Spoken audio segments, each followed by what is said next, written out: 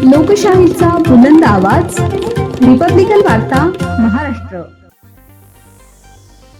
पत्रकार राजेश ढोले धम्मभूषण पुरस्काराने सन्मानित.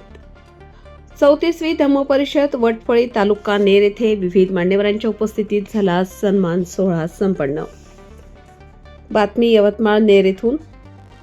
रिपब्लिकन वार्ता वृत्तपत्र व वृत्तवाहिनीचे विदर्भ उपसंपादक तथा दैनिक स्वर्ण महाराष्ट्र पुसद तालुका प्रतिनिधी तसेच सामाजिक सांस्कृतिक अशा विविध क्षेत्रात उल्लेखनीय काम करणारे पुसद तालुक्यातील लक्ष्मीनगर बोरगडी निवासी उपा राजेश मोतीराम ढोले सपत्नीक सहकुटुंब यांना महाबोधी बहुउद्देशीय संस्था अमरावती शाखा वटफळी यांच्या वतीने धम्मभूषण पुरस्कार दिनांक 3 जानेवारी 2026 रोजी 34व्या धम्मपरिषद वटफळी तालुका नेर जिल्हा यवतमाळ येथे विविध मान्यवरांच्या उपस्थितीत हा सत्कार सन्मान सोहळा संपन्न झाला.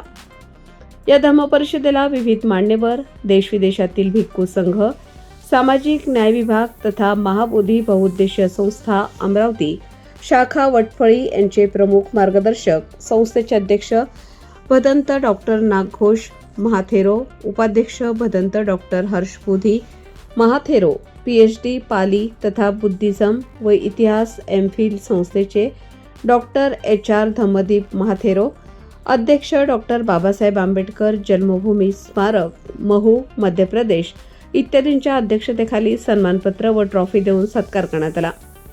34व्या धम्मपरिषदेचा आपल्या समाजबांधवास धम्मभूषण पुरस्कार मिळाल्याने पुसद तालुक्यातील समाजबांधव तथा इष्टमित्र परिवार तसेच सामाजिक क्षेत्रातील विविध मंडळी सदर पुरस्कार मिळाल्याने सर्व स्तरातून कौतुक व अभिनंदनाचा वर्षाव होत आहे. रिपब्लिकन वार्ता न्यूजसाठी यवतमाळ केळापूर प्रतिनिधी Hanuman लसंते. Subscribe now and press the bell icon. Never miss an update.